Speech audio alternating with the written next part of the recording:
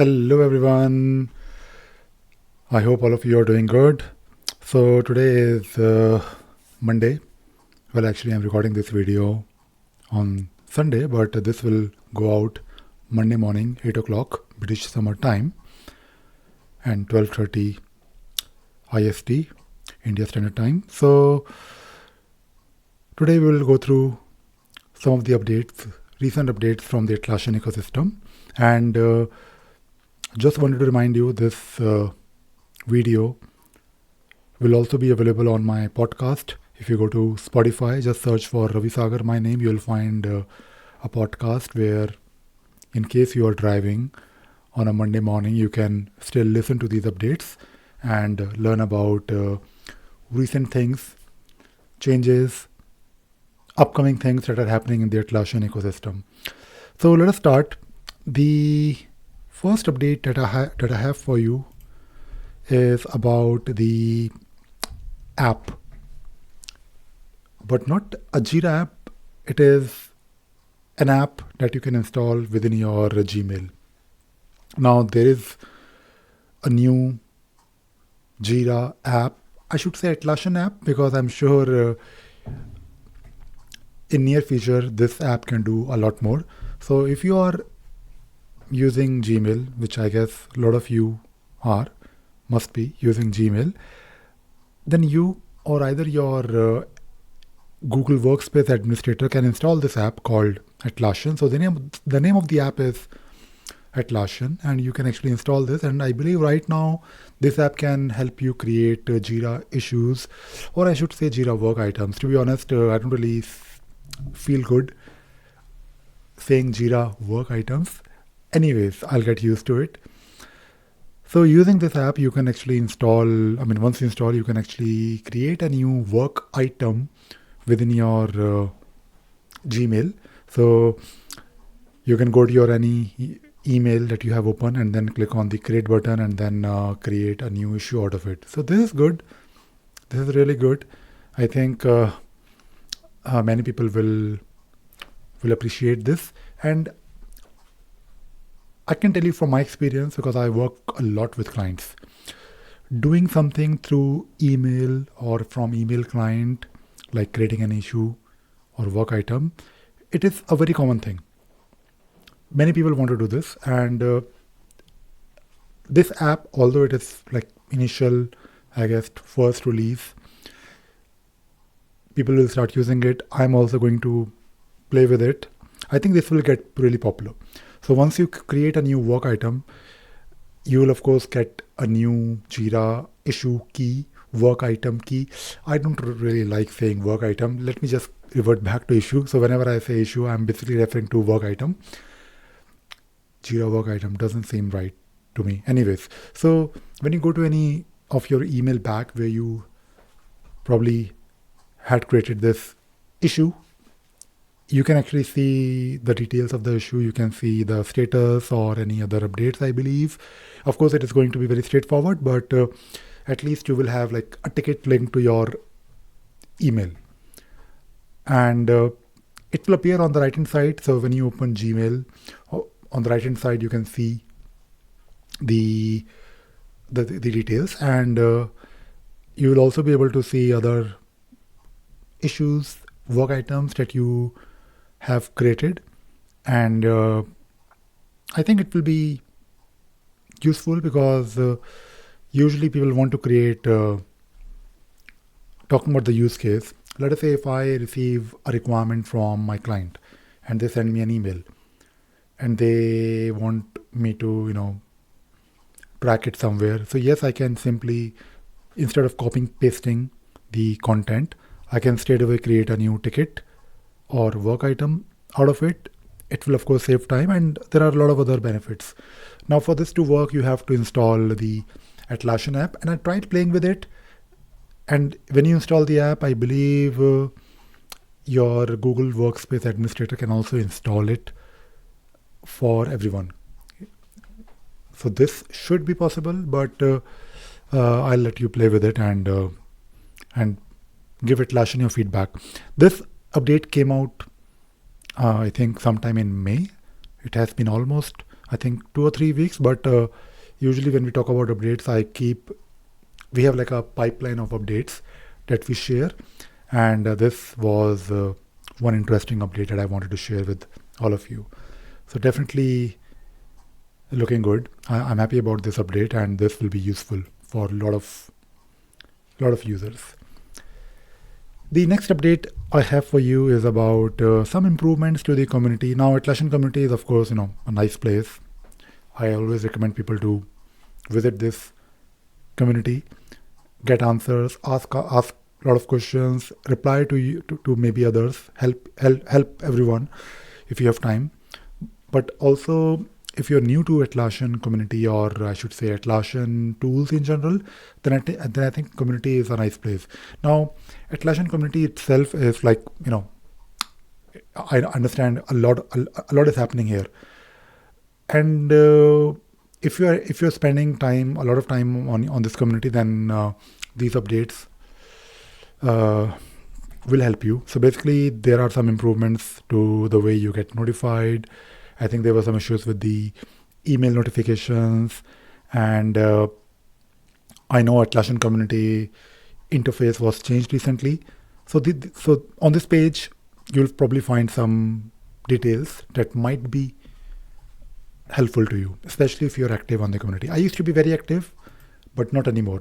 But it is good to see that someone is maintaining the community, and also they're sharing from Atlassian. I believe Atlassian, although I don't really have any official connection, or I don't really talk to Atlassian directly, but I know by looking at these updates that yes, there is someone or maybe a team of people who is behind the Atlassian community maintenance. The other thing that I wanted to talk about is about Loom. Now, Loom, I have tried Loom a few times. It's a way to create short videos. So for example, if you want to share with someone maybe a screenshot, so instead of sharing a screenshot, you can actually create record a small video, and then you can share it. So this update is about sharing those Atlassian Loom within Atlassian community. So this could be useful, I believe. I think if you're trying to create a new article, I think that is where it will work. You can actually embed your Loom videos. So just to take a look at this video, a short video, where they have explained how it works. So might be useful in case you are using Loom already. I have not really started using Loom, but it is good to know that Loom, because Loom is actually a product now, and it's like one of the product from Atlassian. So we as an Atlassian consultant should know about these things. And whenever you try to log into Jira and also Confluence, I believe you get frequent reminders from Atlassian to try Loom, which is fine. I understand Atlassian is trying to sell their products.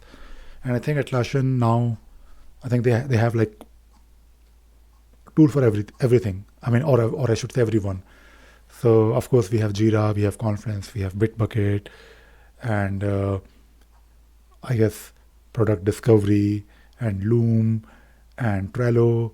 So if you're doing something in your organization, trying to collaborate, trying to work on a project, so I think these tools will help you to engage with others effectively. So just take a look at Loom. And this update is not really about, of course, this update is actually about sharing Loom within your Atlassian community articles, I believe. But I think in general, you should give Loom a try in case you are trying to, get into Atlassian ecosystem.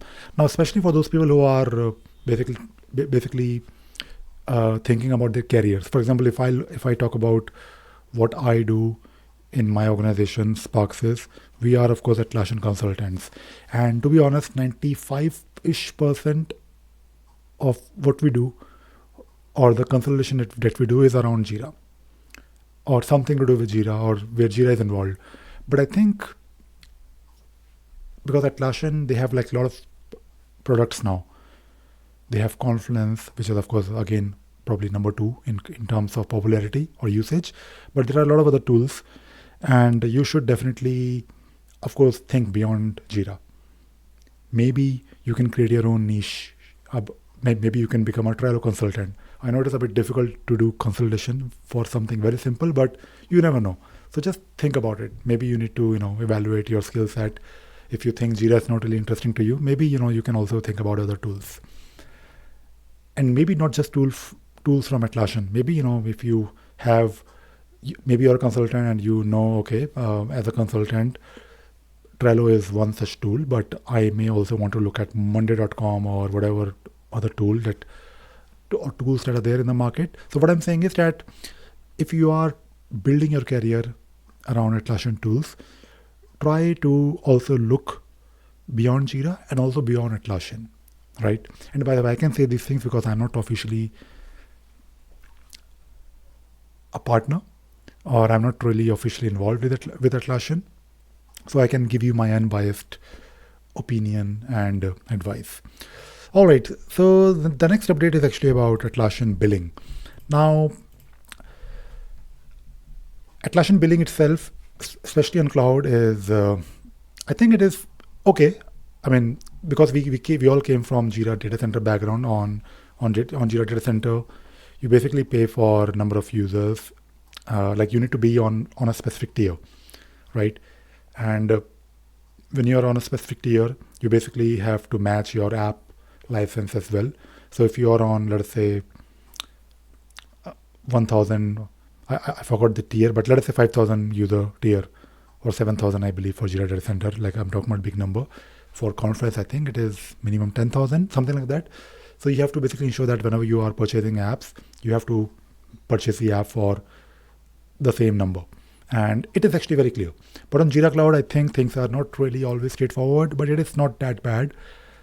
You basically pay for the active users, which is good.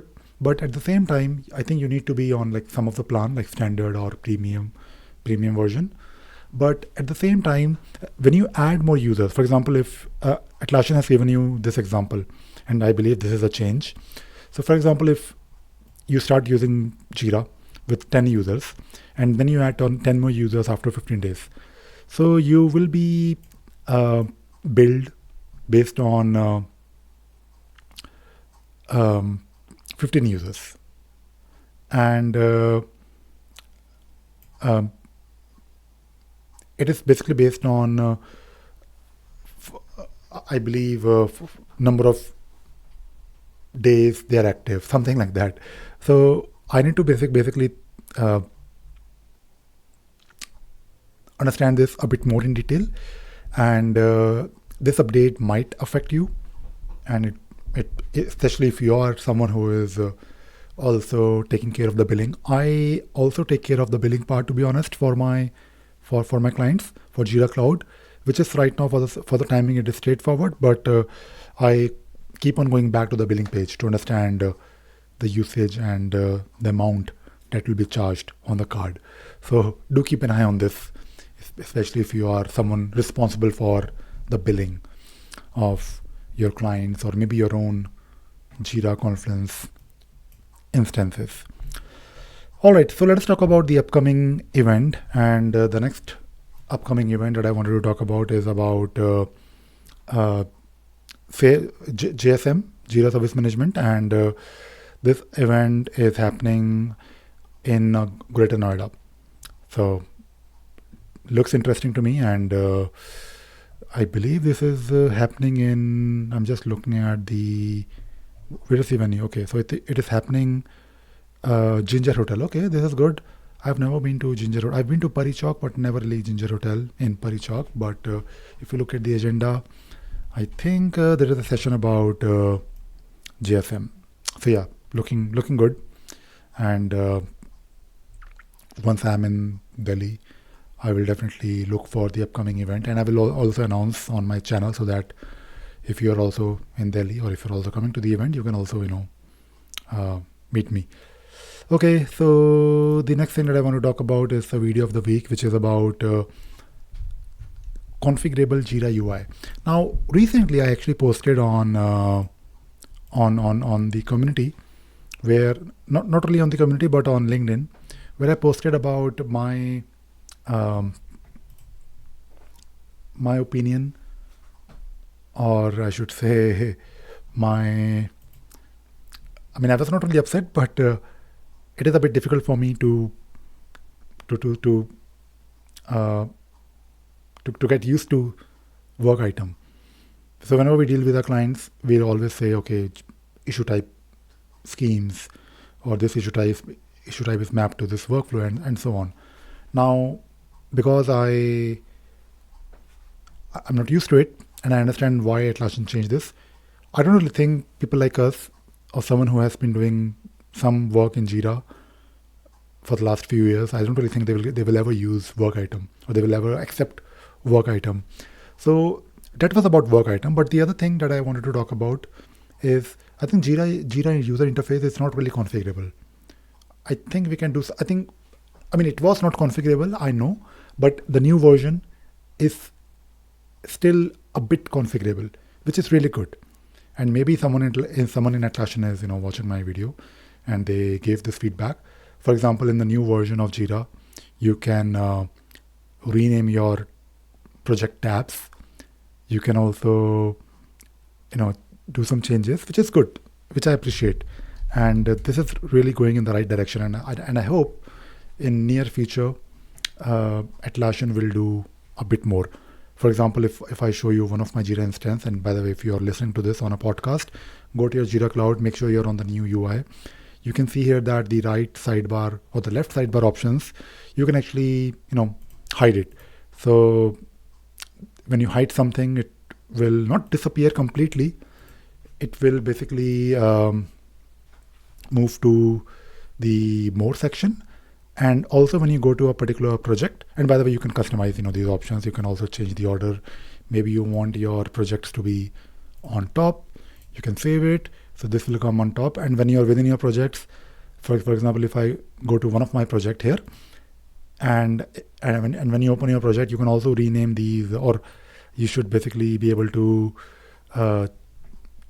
change these options. For example, you can move your tabs on left or right.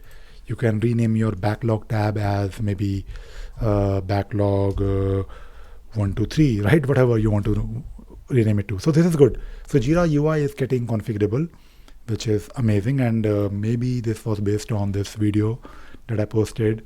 I think it was when it was 8 months ago. So you never know, right? The other thing that I wanted to talk about is this blog which I talked about, and I also asked in my team someone to write about it. Basically, how to manage Jira backlogs for future consideration. Now, when we talk about, and this is coming from my experience working with my clients, especially corporates. Now, in your Jira project, you can of course have list of issues or work items, and you can also create your backlog. If you're using a Scrum board, for example, even Kanban board, to be honest. But when you create a backlog, even if something is in the backlog, it doesn't really mean that you will be doing it for sure. So sometimes people want to have like a backlog of a backlog, right? Something like that. And you can probably have something like based on the status of your issues, or maybe based on a project. Maybe you can have some hierarchies in your Jira UI, or not UI, in your Jira instance, where you can basically say that, okay, these items are in the backlog, but we are still thinking about it. It may be in the backlog, but it may not be picked up for actual delivery, something like that. So in this blog post, I basically talked about how to manage those items that are in the backlog, but you have no plans to do it in the next few sprints or in the next couple of PIs. So basically, we're talking about a task that you may or may not do in 6 months from now, right? So this is a very common use case that people want to know how to manage it in Jira. So I wrote a blog post about it, and that is it. That is all I have for you for this session, for this video and podcast. And once again, I want to remind you that in case you are new to to our channels, Sparxsys and Ravi Sagar. Consider subscribing, and at the same time, if you want to get these updates related to Atlassian directly in your inbox, you can subscribe to our newsletter. So you can go to sparxsys.com and then /newsletter, or you can go to ravisagar.in/newsletter. So you will get these updates directly in your inbox. We don't really send too many updates, maybe once a week, maybe twice on some rare occasions, but these updates will help you, especially if you are doing something with Atlassian ecosystem. All right, that is it. That is all I have. I hope you enjoyed watching this video and listening to this podcast, and you also learned something new today. Thank you very much. Bye-bye.